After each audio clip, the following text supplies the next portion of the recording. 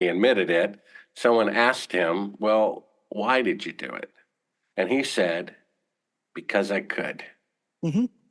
Because I could get away with it. Why did they fake the moon landing? Because they could. Why did they kill Kennedy? Because they could. The sad thing is, the president before Kennedy, a general who was in charge of D-Day, he was president for 8 years. And on his way out, last day in office, says, oh, by the way, government is being taken over by dark, evil forces. Good luck. Right. Why didn't he say that when he was Yeah, president for 8 years? exactly. Think about that. You, Exactly. you see what he did is he made a selfish decision that he wanted to not be killed by those people and to enjoy retirement with his grandchildren. But did he gain the world and lose his soul? Because Jesus says if you lay down your life for other people, you will gain it for eternity. And if you hold on to your life, you will lose it for eternity. He should have done something about it. And that's what we have to realize. We're going to die anyway. Right. And as you know from the book, I turned down making the movie originally. I Mhm. thought, something doesn't smell right about this Apollo thing. I Right. better not start digging up these bones because if they didn't go and they really did fake it, that could be dangerous. I'm not going to Right. risk my life for what Nixon did. No, thank you. But after reading the Bible 5 times from cover to cover, developed a conviction in me of right and wrong and a judgment to come, and I realized I'm going to die anyway, Right. right? I want to be a coward, right? And the last part of Revelation lists again for about the 400th time the type of behavior, if you're unrepentant of, will prevent you from taking hold of the free gift of eternal life, sexual immorality, lying, drinking, whatever. But the first is the cowardly will not enter the kingdom of heaven. Mhm. You see, I've been cowardly, and we can't live that way because people who are willing to die for what is right is what we need. Our country got started because of our founding mothers and fathers who said enough is enough. Right. We're willing to die. And people aren't willing to die anymore. And it's my suspicion it's because no one believes in God anymore. And if you don't believe in God, all you got is your house and your car and your job and your paycheck. And yes, sir, don't rock the boat. Keep my mouth shut. Ignore the evil. Don't do anything about it. Even a general made that decision.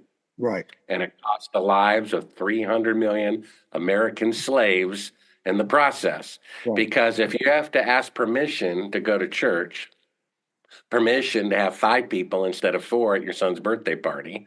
If one group of people is telling another group of people, you can't have your wedding, you can't go to church, and then later you can have your wedding, but you can't dance, and you can now go to church, but you can't sing, then one group of people is the master and the other group of people are the slaves. How did Exactly. that become commonplace? Just Right. don't know, Exactly. right? Exactly. So, I don't know what to say. I don't care if 9 out of 10 people are dropping dead from some boogie illness circling the globe. Right. It's still your right to go shopping under those circumstances, and it's still the right of a shop owner to open his business. He still has 10% of the population and needs tuna fish and toilet paper, right? Right. One group of people can't tell another people they can't leave their house and they have to do this or that. That's slavery. That's right. What happened to freedom? You can Exactly. advise. You can give us an advice if you want Right. for the advice. And I Right. respectfully agree or Exactly. Me disagree. too. I Live mean, I with told it. people through the whole thing. I said, guess what? I'm going to die. One way or the other, I'm going to die. But I'm going So to go. you might as well go out in a blaze of glory for That's right. God and for what is right. And even if you don't believe in God, Right. history will remember your decision. That's correct. And you're going to either go down with the cowardly, evil people or the people who took a stand for what is right. How do you want to be remembered? Exactly. Right? Exactly. Question for you. What's next? Well, I hardly am ever asked that question, Mark Anthony. To tell you the truth, I would love to answer that question. Well, my dream, what does it say? Put God first and he'll give you the desires of your heart. So I'm going to claim that promise, Lord. My dream is to make a feature film, an inspirational feature film. I love drama, I love comedy, I love a film that has both in it. My favorite genre is probably fantasy. I don't know if you ever saw the film Big Fish. It's a recent one, or Stranger Than Fiction. Yeah. It's kind of like a Twilight Zone kind of story. Oh, And I would call it a spiritual fantasy. I've written a screenplay indirectly based on the man who confessed to murdering a coworker. It's not about the moon landing fraud, but it's about a murderer repenting because he's terminally ill. And the spiritual implications of that and what's going on in the world at the time. It's called Silence in Heaven. And it's a secular movie that I hope is inspirational. We're trying to raise $5 million for it. There's a fairly well known actor. Now, don't get mad if you don't agree with him politically. That's irrelevant. We're supposed to love everybody, right? His yeah. name is Ron Perlman. He's, played Hellboy and Sons of Yeah, I love Anarchy and Ron all. Perlman. Yeah. And he says it's the best screenplay or one of the best he's ever read and can't wait to star in it and produce it. But that was 2 years ago, right around the time of the actor strike started. And now we're kind of stuck. We're trying to raise $5 million to make that movie. If I make that movie, if the CIA, if you're listening, I'll shut up and never talk about the moon landing ever again. I'll just go on to making feature films and I won't bother you anymore. Well, I'll So keep talking about your documentaries and the moon landing, and then you can talk about your new movie at that point. How about I'll pick up the flag on that, and then you'll have a new flag to plant. yeah, there we go. Perfect. So that's what I would like to do. Excellent. And so, I've been an actor and writer and filmmaker all my life, and I've done dramatic reenactments and short films. However, I'd like to tell a full story, and I've already written it, and we've got a budget, and let's see if we can make it. We'll Well, we'll see. put those blessings out there for you, and hopefully all of that happens, because for those of you who are considering reading the book, please do, because the journey that you went on to bring this truth forward is one that like you said, I don't think most Americans would take on that cross. And so I want to thank you for doing that and for continuing to bring that truth to light, because it will set us free if we choose to humble ourselves enough and accept it. But we got to be willing to do all the things you just outlined here on the podcast, in terms of having that courage, that conviction, that faith to know that that's the right path. And I know it's scary for a lot of people to think that the government is willing to pull that sort of crime against the people, but the evidence is just too overwhelming to not see the reality.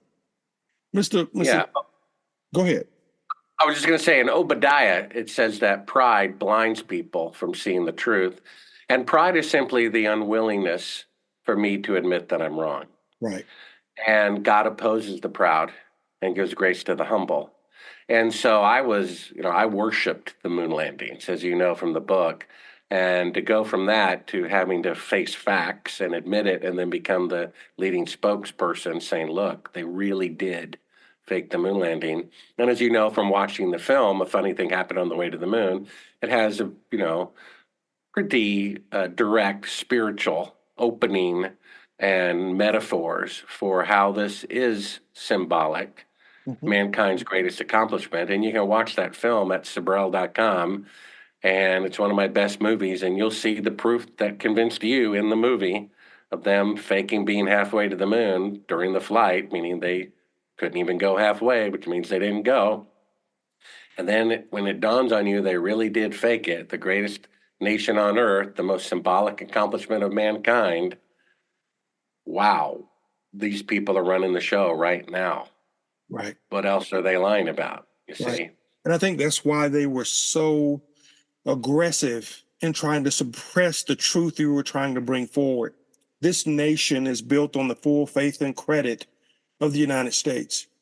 And if you pull that thread, you pull one lie, one thread of a lie, I think they are afraid that you will unravel the entire blanket.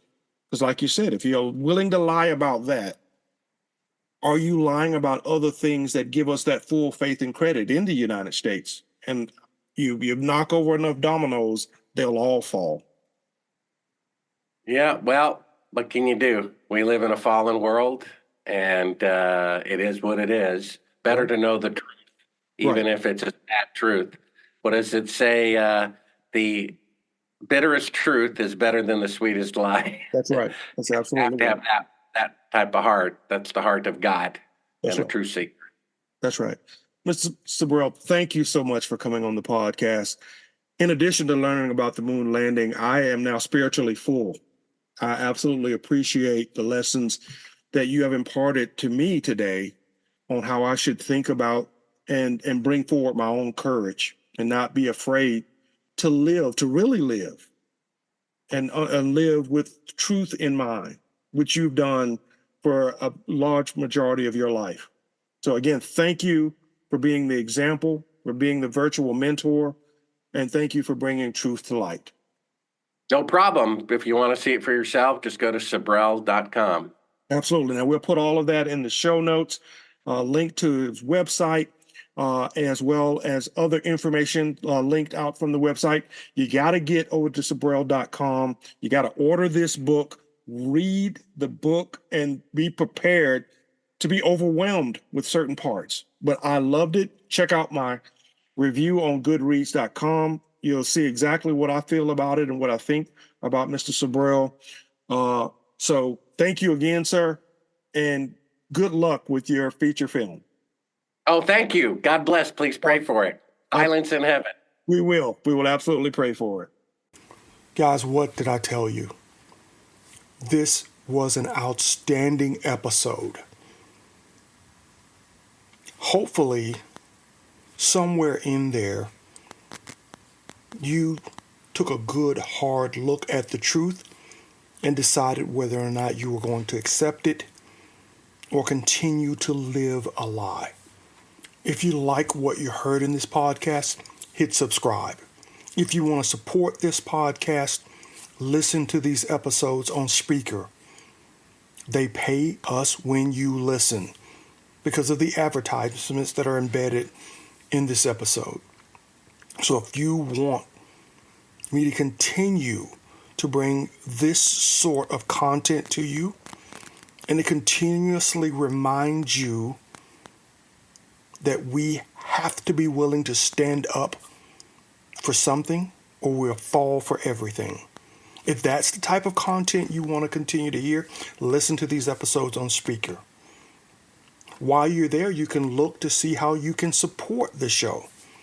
Become a part of the Loyal Listener Club. That'll give us more opportunities to interview the people who are trying to fight back against what's happening to our world. Guys, there's some huge implications to what was covered in this podcast. If $2 trillion have been unaccounted for and used to strengthen the deep state, and $100 billion has been spent so far on the Artemis mission, listen to the previous episode. It was all about what NASA's going to do when they return to the moon, like build a levitating robot train to connect moon cities. If they're never going to make it back, they're going to spend billions of dollars researching it, knowing they'll never get there. Redirecting the money to fight wars around the world and surveil your phone, your television, your computer. And at least in my thinking, for the day when you wake up and realize that those people, those enemies of the state, need to be removed. They want to be ahead of the game.